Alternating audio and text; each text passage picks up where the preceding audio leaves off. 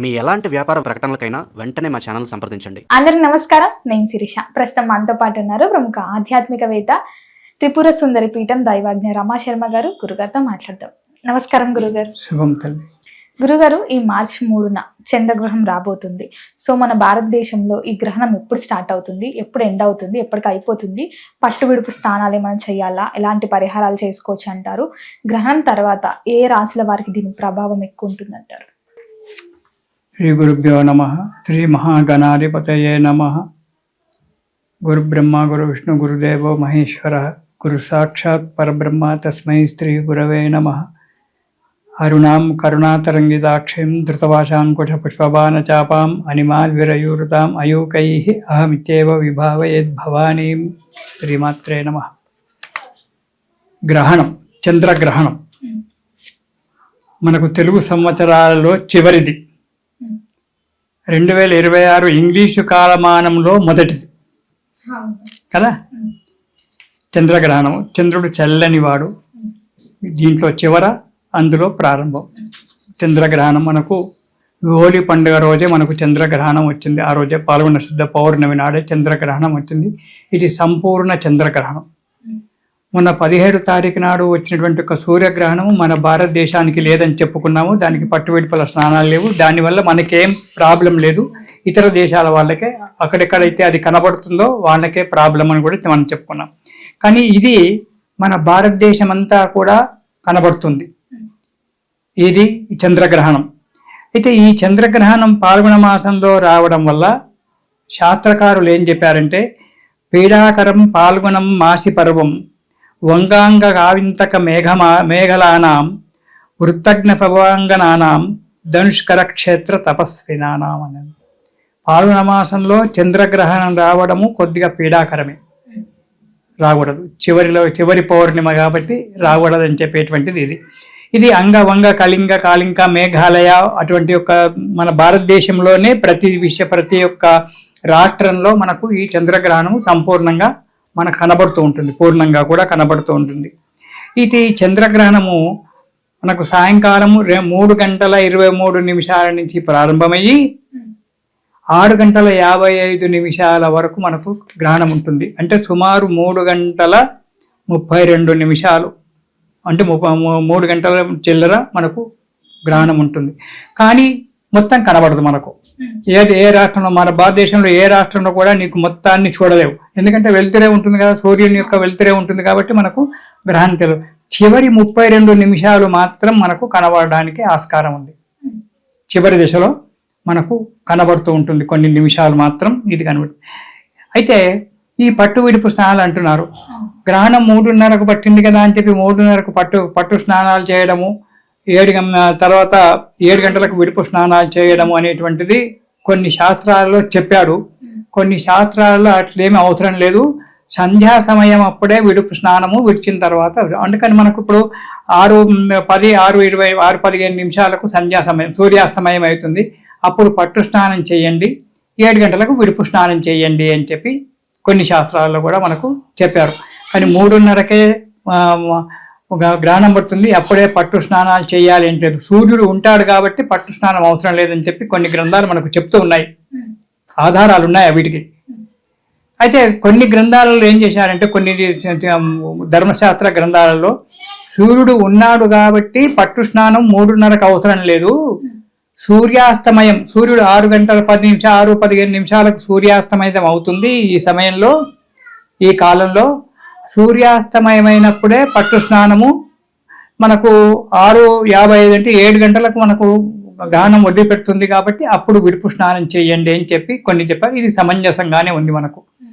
అయితే ఈ గ్రహణము పుబ్బా నక్షత్రంలో వస్తుంది, సింహరాశిలో వస్తుంది.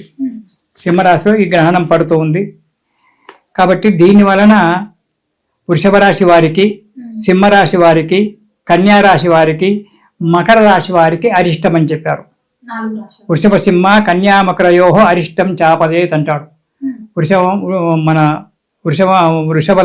రాశి వాళ్ళకు, సింహరాశి వాళ్ళకు, కన్యారాశి వారికి, మకర రాశి వారికి కొద్దిగా ఆరోగ్యాలు దెబ్బతినడము, ఆదాయాలు తగ్గిపోవడము కొద్దిగా ఇబ్బందికరంగా ఉంటుంది ఈ గ్రహణం వల్ల అని చెప్పాడు.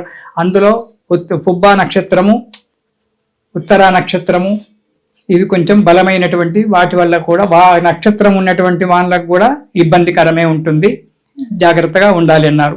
అయితే ఈ గ్రహణం వచ్చింది. ఇప్పుడు గ్రహణం అంటే ఉదయం 9 నుంచే మనకు ఉదయం 7 నుంచే గ్రహణ శూల ప్రారంభమవుతుంది. గ్రహణ వేద అంటారు. గ్రహణ వేద ప్రారంభమవుతుంది. కాబట్టి గర్భిణులు, అనారోగ్యంగా ఉన్నటువంటి వాళ్ళు, వృద్ధులు, చిన్నపిల్లలు ఉదయం 9 గంటల వరకు భోంచేసుకోవాలి.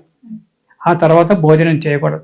భోజనం చేస్తే ఏమవుతుంది, మేము గ్రహణం పట్టినప్పుడే భోంచేస్తాము అని చెప్పి ఈ మధ్యన చాలామంది మనకు మీ ఛానళ్ళలోనే చెప్తున్నారు, చూస్తున్నాము, వింటున్నా. ఏమీ కాకపోవచ్చు, ఇప్పుడు ఏమి జరగకపోవచ్చు, ముందు ముందు జరగవచ్చు. అప్పుడు నువ్వు రావు, నేను రాను, బాధపడేవాళ్ళు ఆ సమయంలో. కాబట్టి ఉదయం గ్రహణ వేద ప్రారంభమైన నుంచి ఉదయం 9-10 వరకే భోంచేసి ఆ తర్వాత భోంచేయకుండా ఉండడము. గ్రహణ సమయం వరకు కడుపులో ఉన్నటువంటి ఒక పదార్థం జీర్ణమైపోవాలి. 3 వరకు గ్రహణ పదార్థం అంటే మనం భోజనం చేసినాక 3 గంటల సమయం అయితే జీర్ణం అవుతుంది. కాబట్టి జీర్ణమైపోవాలి.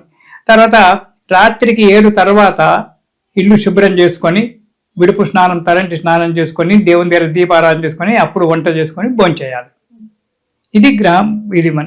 అయితే ఈ రాశుల వారికి చాలా ఇదిగా ఉంది కాబట్టి, ఎవరు వృషభము, సింహము, కన్య, మకర రాశి వాళ్లకు అదే చాలా ఇబ్బందికరంగా ఉంది. కాబట్టి వీళ్ళు ఏం చేయాలంటే తెల్లవారి, గ్రహణం తెల్లవారి అంటే 4వ తారీఖు నాడు బుధవారం నాడు పొద్దున్నే తరంటి స్నానం చేసుకొని, అది శుద్ధ స్నానం అంటారు. తెల్లవారు కూడా తరంటి స్నానం చేయాలన్నా అంటే ఈనాడు విడుపు స్నానం చేసినావు, శుద్ధ స్నానం చేయాలి కదా. తెల్లవారి పొద్దున శుద్ధ స్నానం చేసి అంటే తరంటి స్నానం చేసుకొని, వెండిది నాగు పడగా, వీలైతే బంగారంది చంద్రబింబం లేదా వెండి, ఎందుకంటే చాలా తక్కువ రేట్లు ఉన్నాయి కాబట్టి నేను చెప్తున్నాను, వెండి బంగారాలు.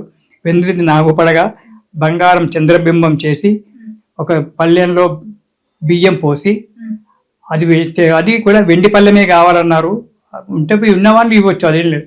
తెల్లటి పళ్ళెంలో బియ్యం పోసి అందులో తెల్లటి వస్త్రాలు పెట్టి దక్షిణ పెట్టి, ఈ పాము పడగా చంద్రబింబము, నాగుపాము పడగా అందులో బియ్యంలో పెట్టి దగ్గరున్న దేవాలయంలో బ్రాహ్మడికి దానం ఇవ్వాలి. అక్కడ ఉన్నటువంటి ఒక భగవంతుడు, ఏ భగవంతుడైనా సరే, అక్కడ భగవంతునికి అర్చనో అభిషేకమో చేయించుకొని ఇవి బ్రాహ్మడికి దానం ఇచ్చి, బ్రాహ్మడి కాళ్ళకు బొటనవేలులకు నమస్కారం చేసినట్టయితే దోషాలు రాకుండా ఉంటాయి. ఇట్లాంటి దండం పెట్టడం కాదు, బ్రాహ్మడి యొక్క బొటనవేలు ముట్టుకొని, 2 బొటనవేలను ముట్టుకొని దండం పెట్టినట్టయితే ఆ దోషం తగ్గుతుంది. బ్రాహ్మడి దగ్గర అంత శక్తి ఉంటుంది. దేవాలయంలో పూజ చేసే బ్రాహ్మడి దగ్గర అందరూ అలా ఉన్నారా అంటే ఉంటే ఉన్నారేమో, లేకుంటే లేరో, మనకు అదంతా అనవసరం. కానీ ఆ బ్రాహ్మడి యొక్క బ్రాహ్మడు అని చెప్పినంత మాత్రాన బ్రాహ్మణి యొక్క బొటన వేలును ముట్టుకొని నమస్కారం చేస్తే ఈ గ్రహణమైన యొక్క దోషాలన్నీ కూడా పోతాయి. ఈ గ్రహణం ఉంది కాబట్టి ఆ సమయంలో ఉదయం 9 తర్వాత 9-10 గంటలలో కూడా భోంచేసి గర్భవతులు ఎవరు కూడా ఇక్కడక్కడ తిరగడము, ఈ పనులు ఆ పనులు చేయడం కుదరదు.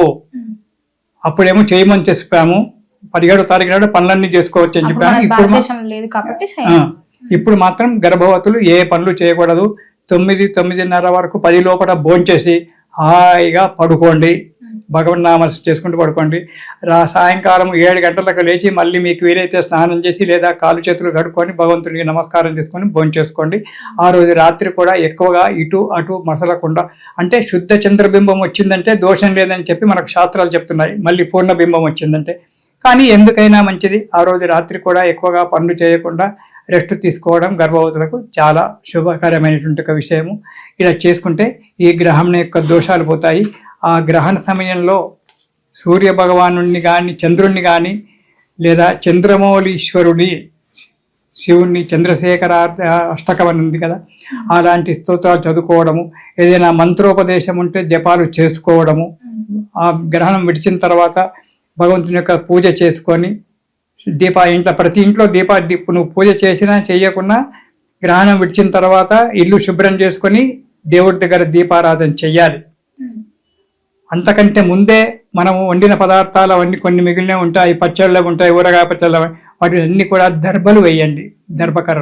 దర్భలు దేవుడి మీద కూడా ముఖ్యమైనటువంటి ఒక దేవతలు ఉంటే, శివలింగం ఉంటే కొన్ని పగిలిపోవడానికి, చంద్రుని యొక్క కిరణాల వల్ల పగిలిపోవడానికి ఆస్కారం ఉంది.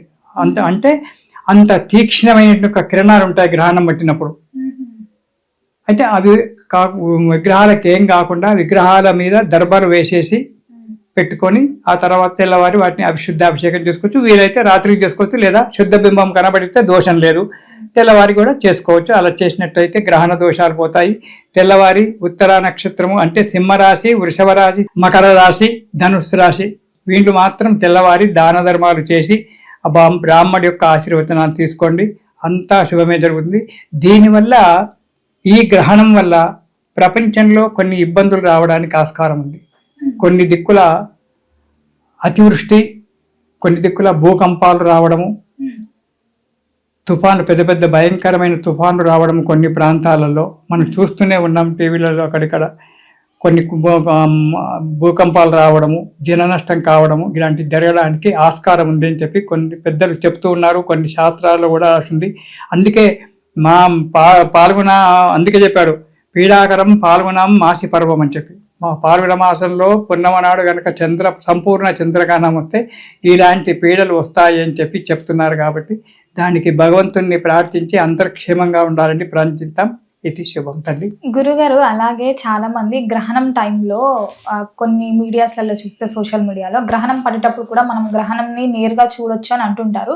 చూడొచ్చు అంటారా? అలా చంద్రగ్రహణం నేరుగా చూడొచ్చు, ఏం తప్పులేదు తల్లి. ఎందుకంటే చంద్రుడు చల్లని వాడు కాబట్టి చంద్రగ్రహణం నేరుగా చూడొచ్చు. సూర్యగ్రహణం చూస్తే కళ్ళు పోతాయి. నాకు పోయింది, నేను పరీక్ష చేశాను. ఎందుకంటే చాలా బుద్ధిమంతుణ్ణి కదా, నేను పెద్ద పండితుణ్ణి. 1983లో సంపూర్ణ సూర్యగ్రహణం వచ్చింది.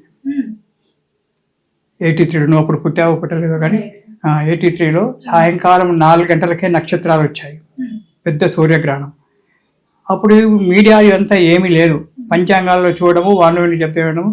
సూర్యగ్రహణం వస్తే చూస్తే కళ్ళు పోతాయి, అదైతే ఇదైతే అని చెప్తే నేనేం చేశానంటే మహానుభావుని 1983లో సూర్యగ్రహణం వస్తే కుడి కన్ను మూసుకొని ఎడమగంతో ఇలా చూశాను. చూసి లోపలికి వచ్చాను. ఒక క్షణంలో మళ్ళీ లోపలికి వచ్చాను. ఆ తర్వాత ఎడమ కన్ను కనబడకుండా పోయింది. కనబడకుండా పోయిందంటే ఇప్పటికైనా డాట్ వస్తుంది. ఈ కన్ను మూసుకుంటే ఎక్కడైతే దృష్టి పడుతుందో అక్కడ నల్లగా చుక్కు వస్తుంది. ఇప్పటికి కూడా డాక్టర్లు చూపించాను. డాక్టర్ అప్పుడే గారు సూర్యగ్రహణం చూసావని అడిగారు. డాక్టర్ మంచి పెద్ద ఫేమస్ డాక్టర్. చూశానన్నాడు. ఎందుక పిచ్చి బ్రాహ్మణం అన్నాడు. అయితే చాలాసేపు చూడలేదు కాబట్టి మొత్తం దృష్టి పోలేదు. పెట్టుకుంటే ఈ రెటీనా దృష్టి ఎక్కడైతే పడుతుందో ఇప్పుడు నీ ముఖం మీద ఆ 2 కనుబొమ్మల మధ్య నా దృష్టి ఉంది. అక్కడంతా నల్లగా ఉంటుంది, ఏది కనబడదు. ఇలాంటివి జరుగుతాయి కాబట్టి సూర్యగ్రహణాన్ని నేరుగా చూడకూడదు. ఎందుకంటే అవి భయంకరమైనటువంటి యొక్క కిరణాలు. చంద్రుడు చల్లని కిరణాలు కాబట్టి నేరుగా చూడవచ్చు, తప్పేం లేదు. గురుగారు, మొత్తం మీద మాకు తెలియని ఎన్నో మంచి విషయాలను తెలియజేసినందుకు ధన్యవాదాలండి. సంతోషం తల్లి.